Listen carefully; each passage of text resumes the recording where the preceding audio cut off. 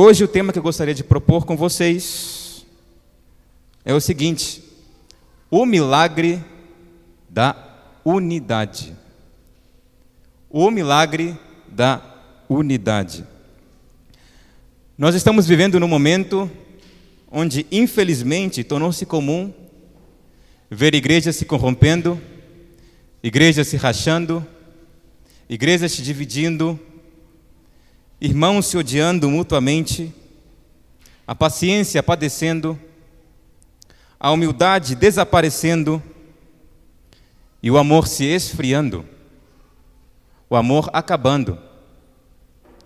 A palavra de Deus nos avisa que nos últimos dias o amor de muitos se enfriarão. E infelizmente esta é uma realidade de muitas igrejas, de muitos contextos, não somente aqui no Brasil, mas fora também. Então, meus irmãos, eu reitero o que o nosso Senhor Jesus Cristo diz: aquele que tem ouvidos para ouvir, ouça. Gostaria, antes de introduzirmos ao texto, fazer uma simples pergunta para você. Qual é o verdadeiro motivo da sua presença aqui neste culto hoje? Por que você veio hoje neste culto? Qual é a razão da sua presença? Você talvez pode ter vindo por vários motivos. Talvez você tenha vindo porque é um crente dedicado. Talvez porque, como um cristão comprometido, você valoriza a importância de cultuar a Deus. Talvez você tenha vindo simplesmente por passar um tempo com seus irmãos, ter uma comunhão com seus irmãos. Talvez porque você ama o Senhor de coração e veio também para aprender a palavra dEle. Ou talvez você é uma pessoa que veio aqui sem saber o que você está buscando, mas você simplesmente veio. E não há nada errado nisso. Louvado seja Deus por isso, se você veio por um desses motivos. Eu também vim porque eu amo o Senhor. Eu vim porque eu quero aprender mais da sua palavra. Eu vim porque eu quero amar e rever os meus irmãos. Mas, queridos, uma pergunta mais significativa deve ser feita aqui. Qual é a motivação que Deus deseja que você e eu, que todos nós tenhamos ao reunirmos aqui como irmãos em Cristo, neste culto? Qual é o desejo de Deus? Eu peço que você abra sua Bíblia comigo na Epístola de Paulo aos Efésios. Efésios capítulo 4, versículos 1 até número 3. A palavra de Deus nos dá resposta clara sobre qual deveria ser a nossa motivação ao nos reunirmos como irmãos na fé. Efésios capítulo 4, versículos do 1 ao 3. Diz assim a palavra do Senhor: como prisioneiro no Senhor, rogo-lhes que vivam de maneira digna da vocação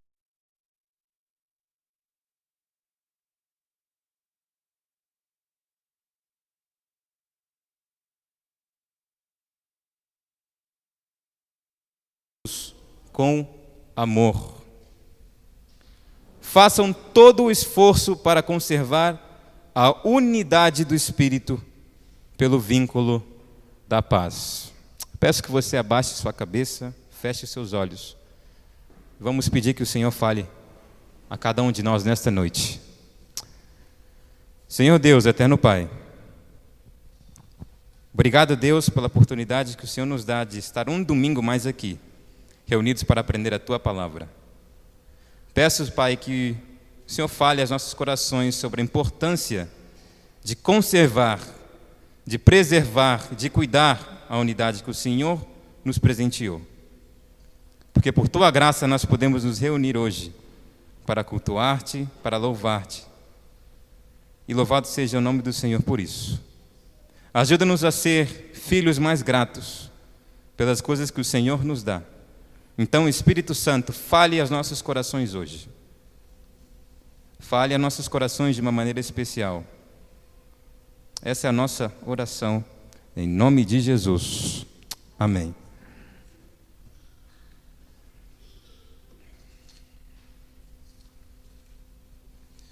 Aqui as cartas do apóstolo Paulo, a gente sempre pode ver que sempre há um equilíbrio entre doutrina e prática, ensinamentos e vida. E aqui na carta de Paulo aos Efésios não é diferente, porque nos primeiros 3 capítulos Paulo fala sobre a doutrina, ou seja, as nossas riquezas que temos em Cristo, riquezas que nós podemos usufruir, apenas aqueles que estão em Cristo.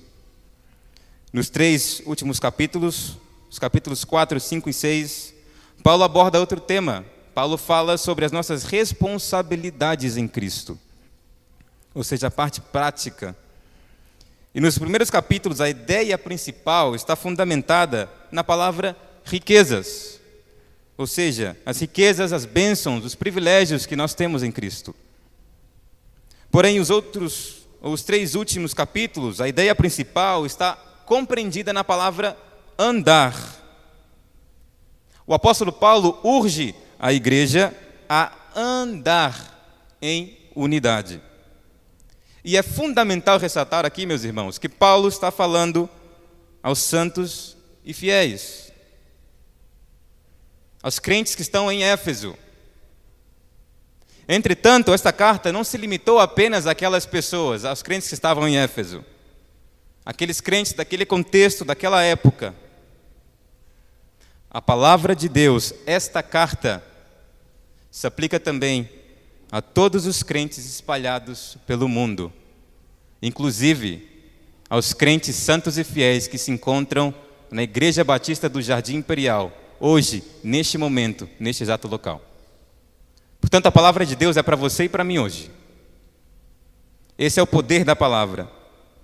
Se você é santo e fiel e faz parte dessa igreja, Paulo lança uma admoestação aqui aos santos e fiéis. Isto significa, meus queridos, que essa admoestação não somente envolve os irmãos daquela época, mas atinge a todos nós, eu e você. Veja comigo o versículo 1. Pois este chamado vai para você. Como prisioneiro no Senhor, rogo-lhes que vivam de maneira digna da vocação que receberam. As palavras do apóstolo Paulo, as palavras que o apóstolo Paulo usa na introdução do assunto são muito interessantes. Pois ele começa com uma espécie de súplica. E, meus queridos, não se trata de uma súplica qualquer. Trata-se de um pedido feito por alguém que tem autoridade. Um pedido, queridos, que somente Paulo poderia fazer. Ele usa um tom de ordem que os prudentes aqui não poderiam ignorar. E se alguém tinha autoridade para falar essas coisas à igreja, este era o apóstolo, servo de Deus, escolhido por Jesus Cristo. E olha o que ele nos chama, ou chama a igreja de Éfeso e a você e a mim hoje.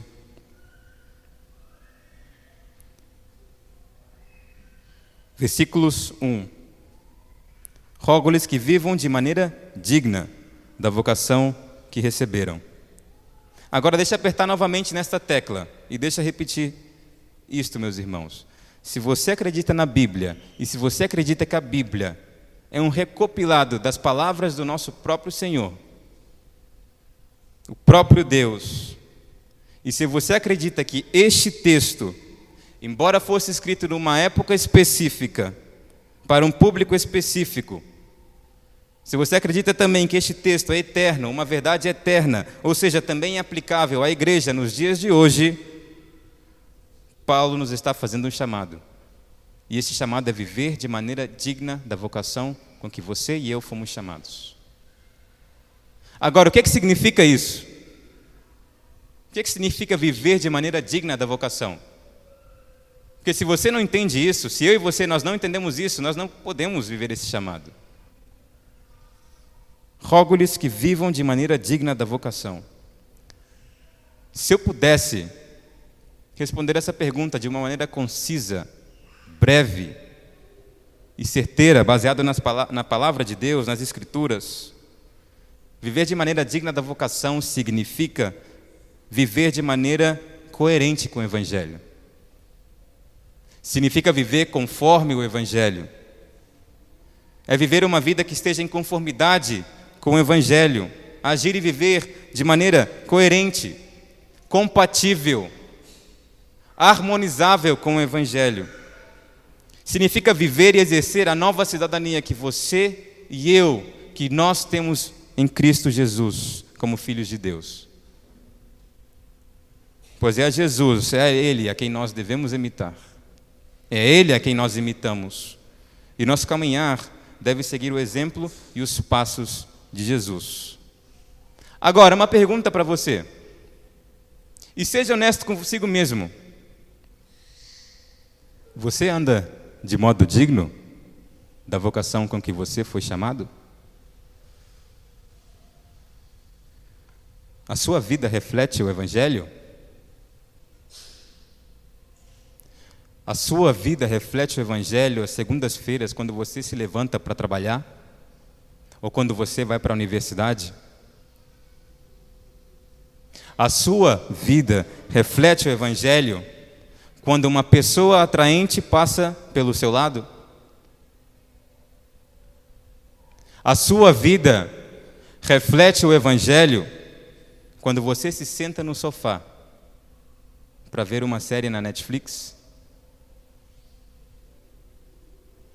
A sua vida reflete o Evangelho quando você está jogando futebol com seus amigos?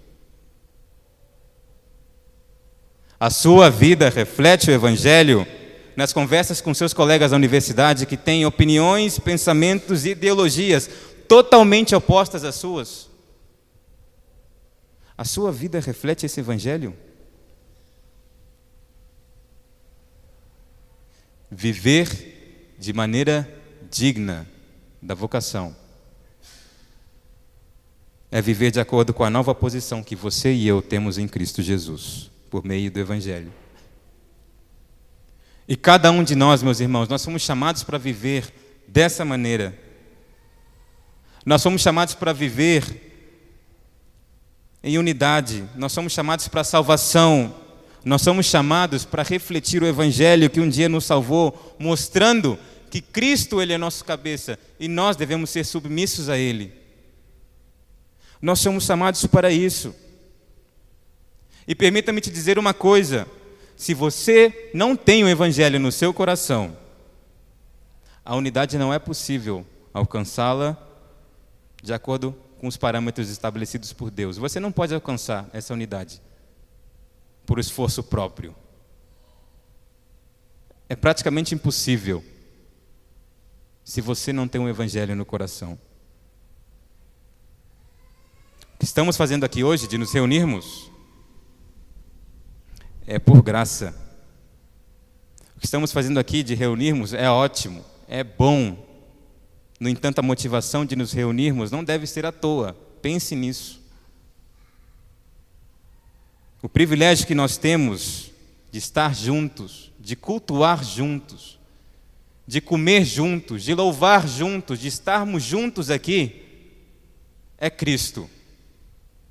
E não tem outra razão principal. É Cristo, é o Evangelho. Cristo é o motivo principal da nossa adoração e da nossa unidade.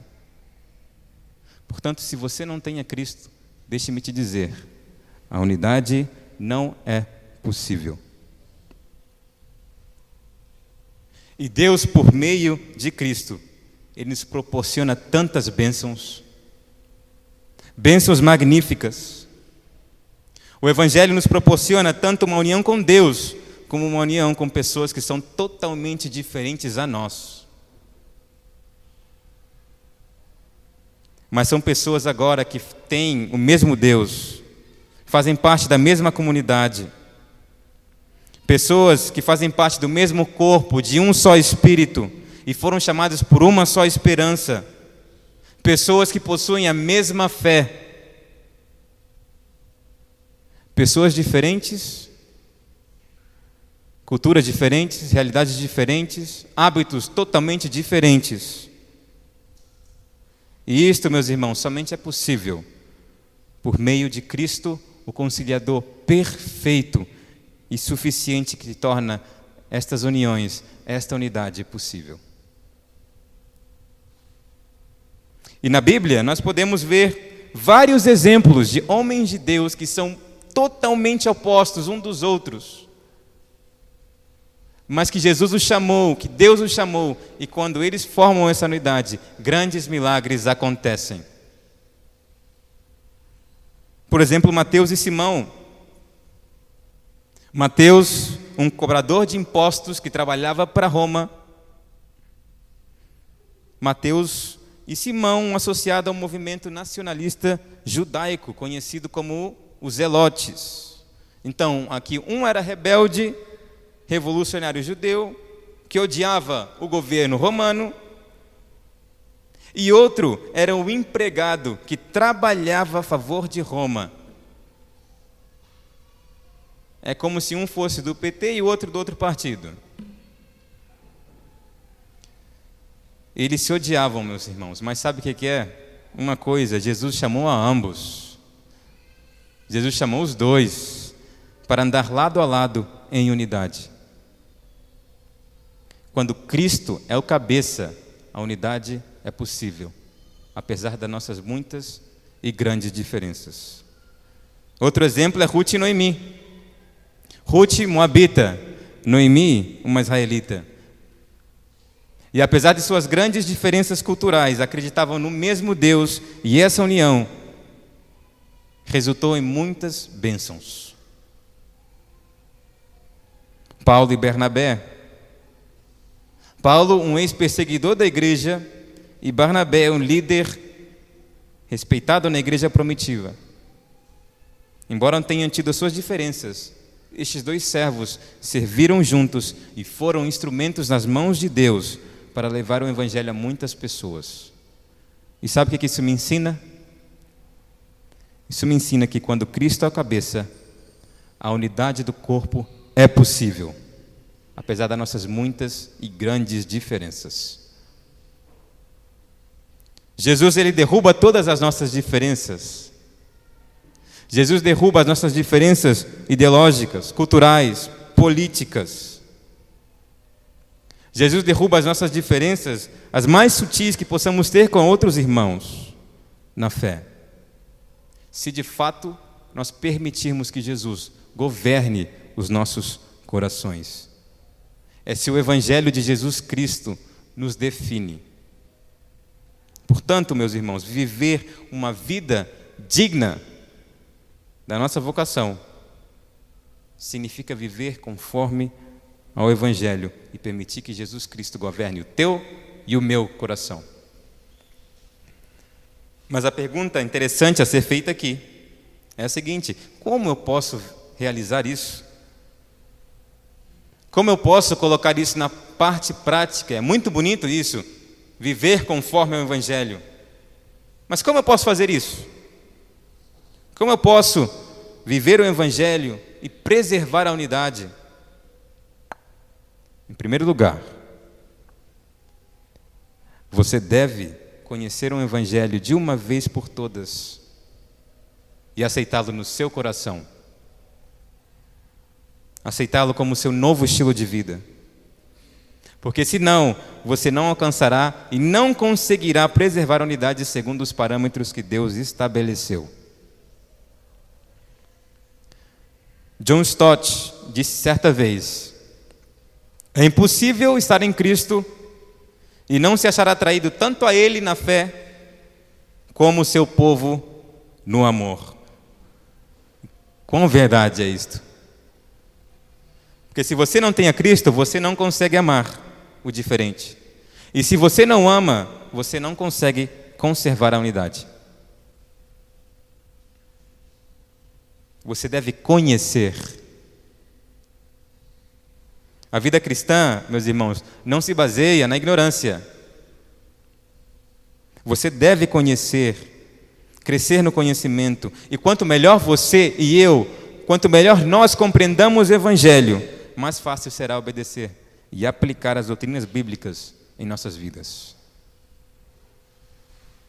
As Escrituras nos revelam o Evangelho, nos revelam a Cristo e nos mostram que Jesus é o Deus encarnado, o perfeito modelo, o padrão ideal. Jesus Cristo é o exemplo irreprovável, insuperável, impecável que você e eu, nós devemos imitar. E um dos resultados inevitáveis de viver o Evangelho é o seguinte: preservando a unidade com seus irmãos, com humildade, paciência, suportando e agindo em amor. Você tem preservado a unidade com seus irmãos? Você tem conservado essa unidade com os seus irmãos? Ou talvez você tenha prejudicado e danificado a unidade do corpo de Cristo? Se você tem lutado para guardar a unidade entre os seus irmãos, continue assim. Continue no caminho correto, no caminho de Cristo. E não pare. Persevere. Se você está sendo um empecilho, hoje você pode correr em direção da cruz. E aproveite este momento. Confesse a Deus os seus pecados. Peça-lhe perdão. E agora, comece também a lutar pelo mesmo propósito. Conservar a unidade com seus irmãos, que talvez sejam diferentes a você. Agora, se você não conhece a Cristo, hoje é o dia de conhecê-lo. Hoje é o dia de se prostrar a seus pés. Hoje é o dia de render-se à sua glória. Hoje é dia de pedir perdão e ser perdoado. Hoje é dia de abrir seu coração a Ele.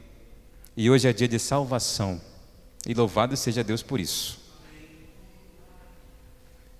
Eu gosto muito de uma passagem que sempre nos meus sermões, nos meus 5 sermões que eu tenho, que são poucos, eu sempre tento trazer à memória este versículo.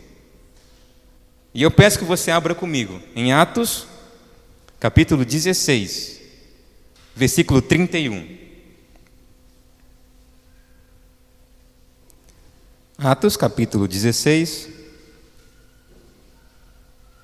versículo 31.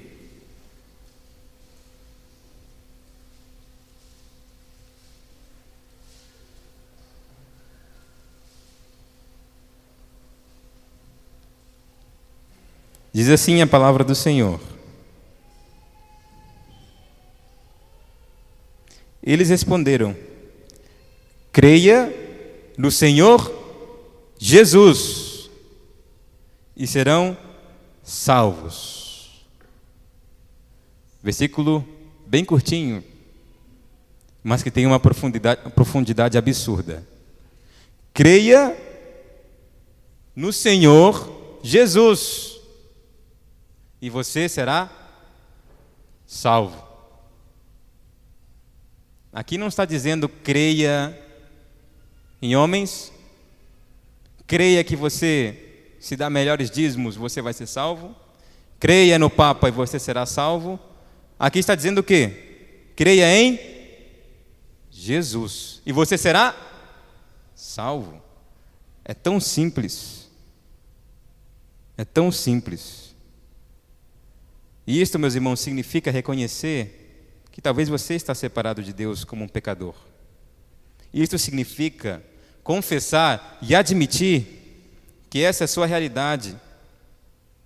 Isso significa que também você deve se arrepender e logo reconhecer que a morte, o sepultamento, a ressurreição de Jesus foram suficientes para te salvar. É confessar ao Senhor Jesus Cristo como o único Senhor e Salvador. Apenas creia no Senhor Jesus e você será salvo. não tem mais mistério. Pois a morte, o sepultamento e a ressurreição de Jesus foram suficientes para te salvar da condenação interna e te reconciliar com Deus. Agora, se você crê nisso de coração, se você declarou isso no mais profundo do seu coração, meu irmão, hoje você é salvo. Você é um filho de Deus. E agora viver em unidade com outras pessoas que compartilham a mesma fé que você, hoje faz sentido. Hoje faz sentido. E você é chamado para exercer. Você é chamado para proteger, para conservar e para preservar essa unidade que Deus te presenteou. Que baita privilégio. Agora Paulo nos deixa as suas últimas pautas de como guardar e conservar essa unidade. Paulo só fala sobre algumas virtudes aqui que caracterizam a vida digna de um crente e que são necessárias para preservar essa unidade. Virtudes, meus irmãos, que brotam do Espírito Santo e não é por meritocracia, não é por esforço próprio, porque por esforço próprio nós não conseguimos nada. Veja comigo essas virtudes no versículo 2. Acompanhe comigo, por favor. O apóstolo Paulo diz: sejam completamente humildes e dóceis, e sejam pacientes, suportando uns aos outros com amor. Em primeiro lugar, a primeira virtude aqui que Paulo menciona é a humildade. Devemos ser humildes, meus irmãos. E ser humilde significa colocar Cristo em primeiro lugar, outros em segundo lugar e o eu por último. Não é fácil ser humilde, porque isso é contra a nossa natureza. Mas a palavra de Deus diz: bem-aventurados são os humildes de espírito. A humildade é uma virtude dada pelo Espírito Santo, necessária para preservar a unidade. Você tem sido humilde? Segundo lugar, Paulo fala sobre a mansidão, em outras versões, dóceis. E muitas vezes nós consideramos esta característica, esta virtude, como fraqueza, mas nós estamos tão enganados.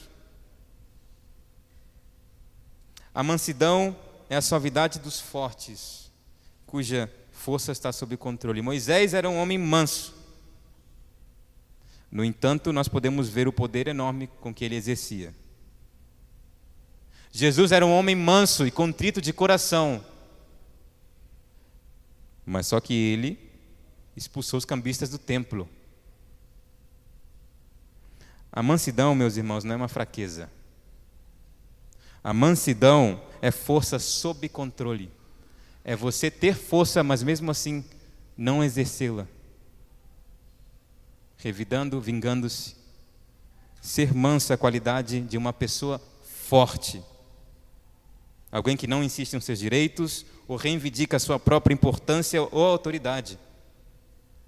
Ser manso é alguém que abre a mão dos seus direitos. É alguém que não perde o controle do seu temperamento, dos seus impulsos, da sua língua. Ser manso é uma característica de fortes, não de fracos. É alguém ter o completo domínio sobre si mesmo. E a mansidão também é necessária para preservarmos a unidade do corpo de Cristo. Ser manso não é fácil. E eu tenho muitas lutas. Aqui no púlpito, a gente também tem que confessar pecados. E eu tenho muita dificuldade com mansidão. As pessoas que estão perto de mim sabem. Mas isso me leva a lembrar que a mansidão não brota do meu esforço próprio, mas do Espírito Santo. E isso me dá um ânimo tão grande. A mansidão, meus irmãos, é uma virtude necessária para conservar a unidade. Você é manso? Em terceiro lugar, a paciência. Paciência significa suportar uma pessoa altamente provocadora. A paciência é a capacidade de aguentar, mesmo diante de provocações intensas. Você conhece talvez aquela pessoa que seja intensa com você. Crisóstomo bem dizia que a paciência é o espírito que tem poder para vingar-se, mas mesmo assim ele não faz, ele não se vinga. É a pessoa que suporta insulto sem amargura ou lamento, porque o amor para ele tudo o suporta. Tudo. Você é paciente? Você é paciente? A paciência é uma virtude necessária também, meus queridos, para preservarmos a unidade. Em quarto lugar e por último, o apóstolo Paulo diz que devemos agir com um amor que suporta os irmãos. E suportar aqui significa ser um suporte, significa ser um apoio para aquela pessoa que é mais fraca que você. Suportar com amor significa ser misericordioso, significa ser clemente diante das fraquezas dos outros, não deixando de amá-las. Mesmo que elas nos provoquem, mesmo que essas pessoas nos insultem, mesmo que essas pessoas errem, suportar é o nosso chamado. E devemos agir com amor, apesar das muitas diferenças que nós teremos no corpo de Cristo. Pois nós fomos chamados a isso. Fomos chamados a guardar, proteger e conservar a unidade que Deus nos presenteou.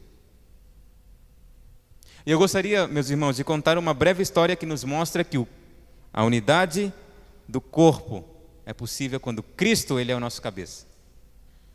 E esta história chama-se a Assembleia das Ferramentas. E nesta assembleia estavam o martelo, o parafuso, a fita métrica e a lixa. E a assembleia foi começada pelo martelo, o presidente daquela assembleia, e iniciou seu discurso, mas no meio do seu discurso, aquele martelo foi interrompido pelas outras ferramentas. Pois aquelas ferramentas queriam que o martelo saísse da presidência. Então o parafuso, tomando a palavra, disse: martelo, a gente quer que você vá embora da presidência, pois você tem causado muitos problemas no nosso trabalho, você faz muito barulho na hora de trabalhar, e isso prejudica o nosso trabalho. O martelo, cabisbaixo, sem saber o que falar, concorda, mas responde dizendo: você tem razão, parafuso, eu falho, mas eu vou embora com uma condição. Eu vou embora se você, parafuso, vem embora comigo, porque você dá muitas voltas na hora de tomar decisões, e isso também prejudica o nosso trabalho. O parafuso, sem saber o que dizer, responde: ok, você tem razão, eu vou embora, mas eu vou embora se a fita métrica for embora também. Porque a fita métrica mede as pessoas segundo a sua própria medida, e isso é feio, isso é pecado. A fita métrica, zangada, refuta, dizendo: tá bom, eu vou embora, mas eu vou embora também com uma condição. Eu vou embora se a lixa for embora comigo, porque a lixa trata as pessoas de maneira muito áspera, e as pessoas se assustam, e nós perdemos clientes. Aquelas ferramentas olhando umas para si, um pouquinho envergonhadas, não sabiam o que falar.